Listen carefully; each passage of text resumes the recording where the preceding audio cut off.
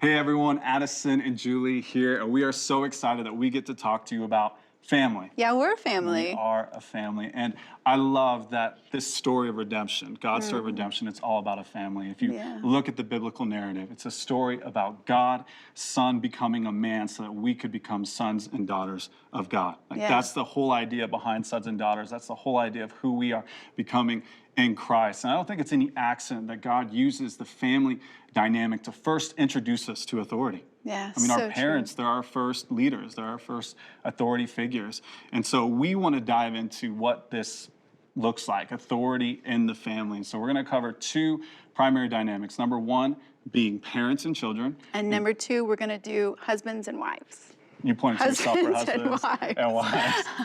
So we are one. We are one. That gets weird. We have kids. We do. So we're parents. Yeah. We're also children, or we were. Yeah, children. we pretty much went from being children to parents, or I did. You did. Yeah. You were 19 when you got pregnant. It's true, Teenage pregnancy. The first time we had sex was on our wedding night, though. Just for the record, I just want to set that straight. So we have 4 kids. We do. Wait, why'd you say you don't care? If people want the record set straight. Well, I feel like they should know that since you were teenage pregnancy and a statistic. Anyway, we have 4 kids. We're going to move on. We have 4 kids. We do. So, and their ages 1 to 8. Yeah. Which means we don't get a lot of sleep. No. No, we don't. And we don't have a lot of free time. No, we live in the trenches. We do. We pray a lot. We do. And we clean up a lot of bodily fluids. Gross. That's really gross. No, I got to tell you a story. Oh my gosh, don't go there. No, I'm going to tell him. So my son, Asher, threw up several months ago, and I don't do throw up. The moment I smell throw up, I throw up. So it just doesn't work for me. So we have this little agreement that anytime a kid throws up... He has an agreement. Well, I believe that we have this agreement that anytime a kid throws up, Julie cleans up the throw up. So anyways, it's Saturday afternoon. Julie was gone. It was just Asher and I at the house, and he throws up Chick-fil-A all over the floor. I'm thinking to myself, what am I going to do? If I leave this on the floor until Julie gets home, I'm going to be in so much trouble. So I worked up the courage. I went over there, started to try to clean it up, and I was about ready to throw up. So I walked away and I was like, all right, I got to do this. So I had a brilliant idea to go get an old shirt and dump a whole bunch of essential oil on it. And I found this orange essential oil. I emptied about half the bottle onto the shirt, put it around my face, over my nose and my mouth, and I was able to go and clean it up without throwing up. I didn't know that you're not supposed to put that much essential oil on your face, so the next day my face turned really red and I had an allergic reaction. All this to say... Parents invest a lot. They invest a lot. Yeah. I mean, even strictly from a financial standpoint, it cost about $250,000 to $300,000. Wait, per child?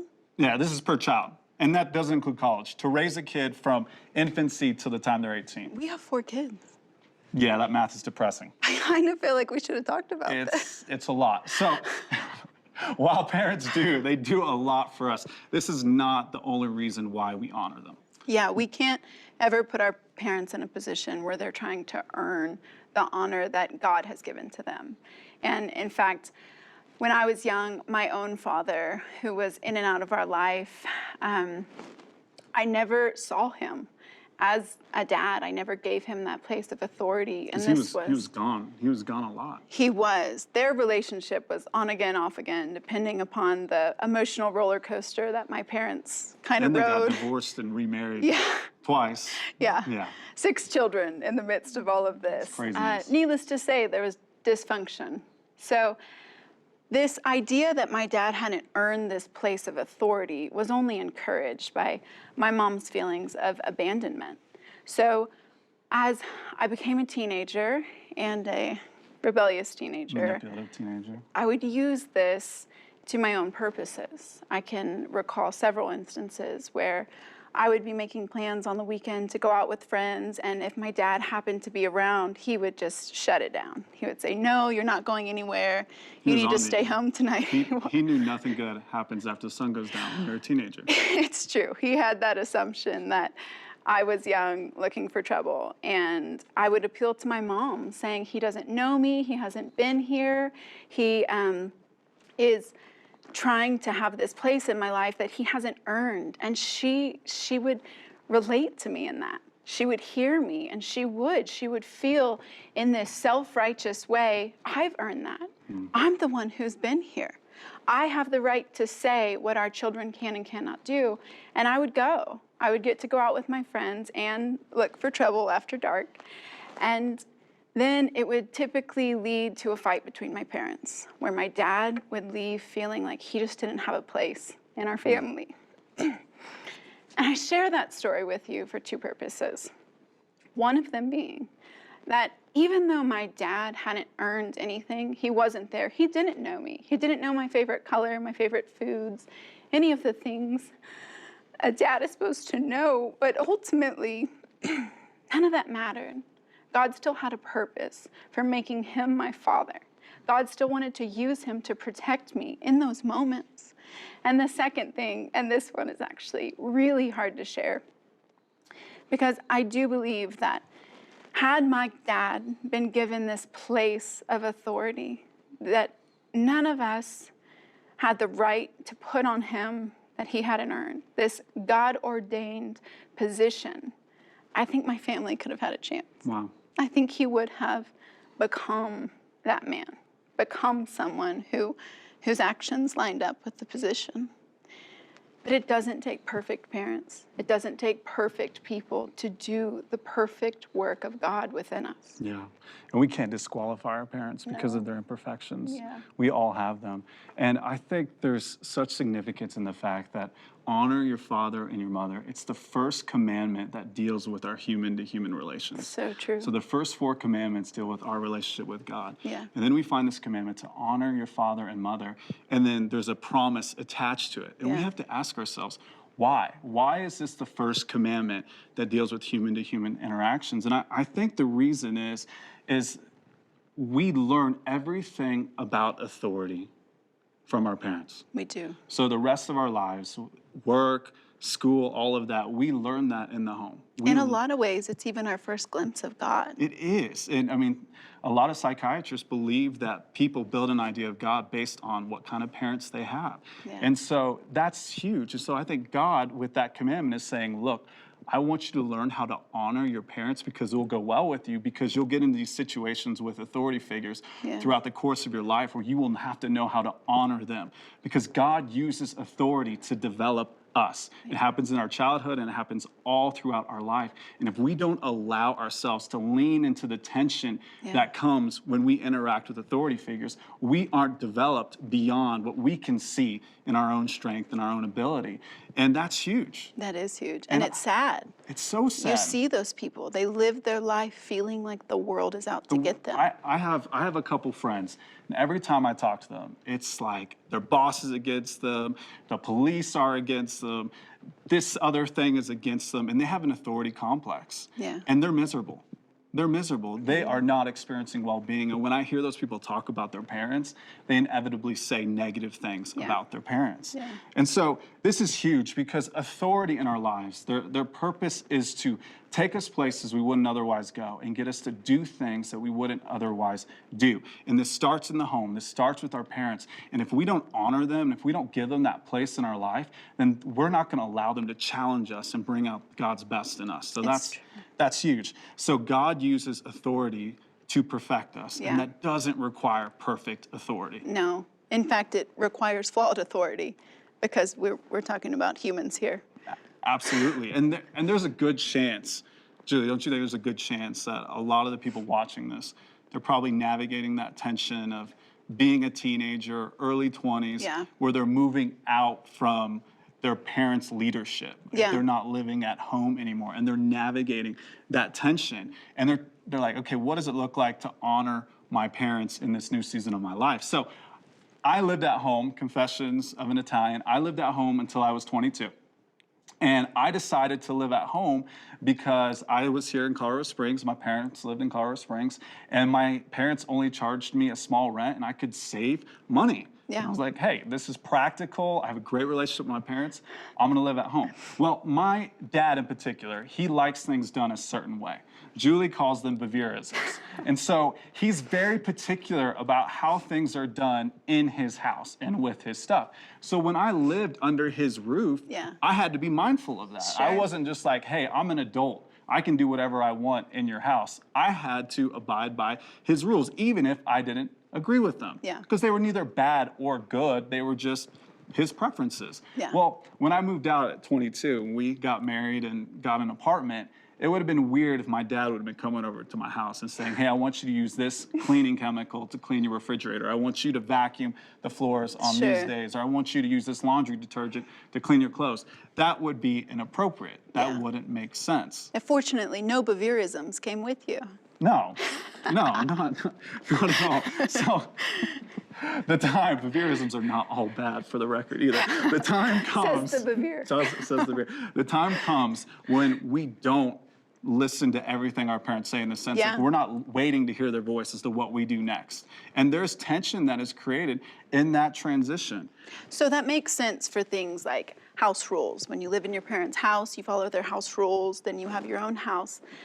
But what about other things? What about ideas that your parents had that were more cultural, that aren't biblical, that aren't moral, but are just the way they see the world and the way that they think the world should be seen? Yeah. How do you navigate those when you're out on your own, when you're maybe you've started a family Yeah. and you're trying to figure out what y'all's life is going to look like? Yeah. What is the way that you still honor your parents, but set those necessary boundaries? Yeah, and begin your own thing. Yeah. I think it's important for us to remember that the whole idea of honoring our parents, that doesn't stop when we exit childhood. Yeah. That's a lifelong thing. I would even argue that's an eternal thing.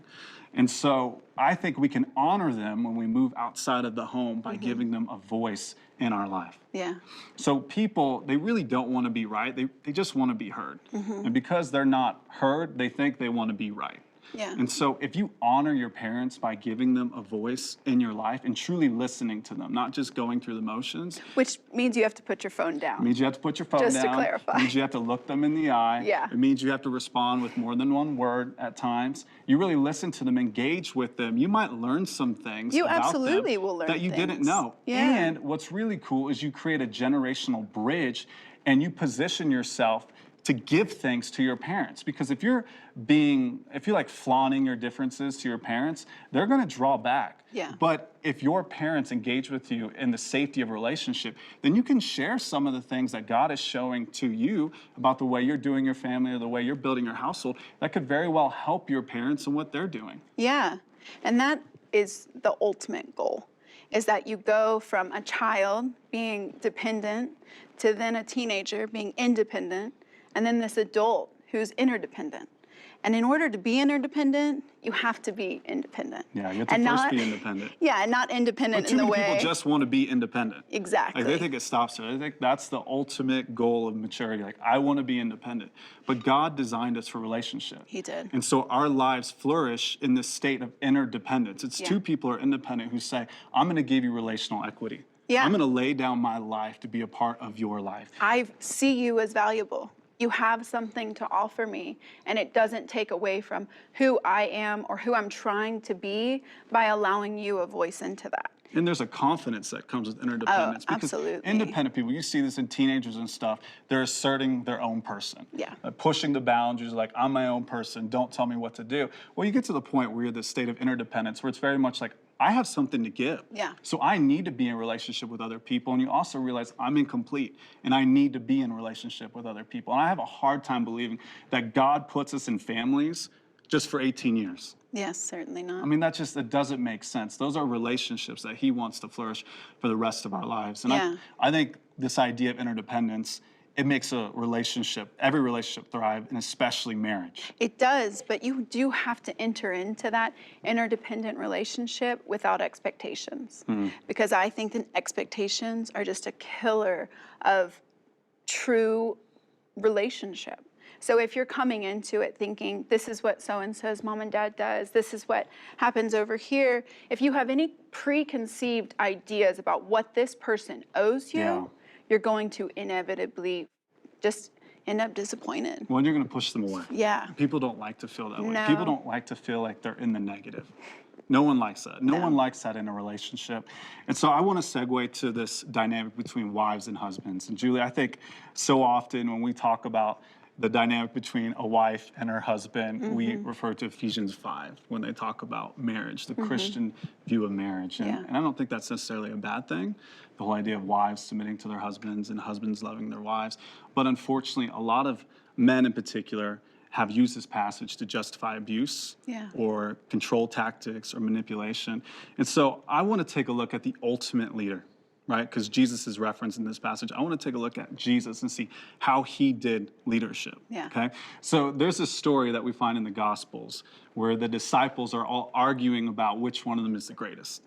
And Jesus doesn't turn to them and say, okay, let me give you the order. It's Peter, then John, then Andrew, then Thomas. He doesn't do that. All he does is he removes his robe and he takes on the form of a servant and he starts washing their feet. Now, when we think of feet washing, we think of a trendy thing that people do at Christian weddings that is kind of awkward. Save it for the honeymoon suite. Thank you. But we have to keep in mind that these were first century travelers. Okay, so they were on gross roads, there were feces everywhere, they were probably barefoot or had sandals on. Right, so this is nasty business. When we're at a wedding, we see these nice, clean feet being washed. They need some dung up in there. They need, some wedding dung. They would charge a lot for that too. There'd be a huge premium for the wedding dung. Anyway, this was nasty business, so it was reserved for the lowest servant in the household. The lowest servant in the household would wash the feet. So what Jesus essentially did is said, look, I'm going to take on the form of the lowest servant in the household, and I'm going to wash your feet. Then he gets up, puts his garb back on, and says, this is basically what he says, I'm greater than you, and I've done this. This is how leadership is done in my kingdom. This is how we do it. Yeah, and I love in Philippians 2:3-6, where it says, don't be selfish. Don't try to impress others. Be humble. Thinking of others is better than yourselves. Don't look out only for your own interests, but take an interest in others too. You must have the same attitude that Christ Jesus had. Though he was God, he did not think of equality with God as something to cling to. Yeah. I feel like that, I do feel like people cling to these positions. They cling to these titles. It becomes an identity complex. Yeah, and isn't there always something deeper in the relationship that's broken and needs some mending if people are clinging? And if you're having to tell people, no, this is who I am. Like, I am the head. That's not healthy. You don't see Jesus modeling that style of leadership. And so authority in the home is meant to model God's protection and commitment to us. The parents are meant to offer a picture of God's parental love for us, revealing his commitment to bring out the best in us. Yeah. It really is it.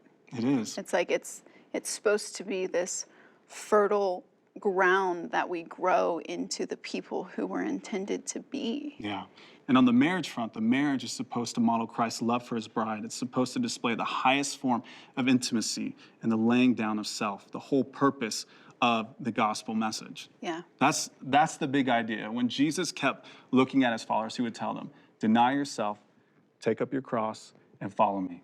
That is what leadership is all about. Ultimately, it's about denying yourself, taking up your cross, and laying your life down for the people that God has entrusted to you. Whether that's in the home, whether that's in the workplace, that is what you are called to do as a leader. God has entrusted these people to you. They are a part of his family. He cares for them. And when you use that position of leadership to just advance your own interests or for selfish gain, then what you're doing is you're giving them a false sense of God's authority and God's purpose for authority. Yeah.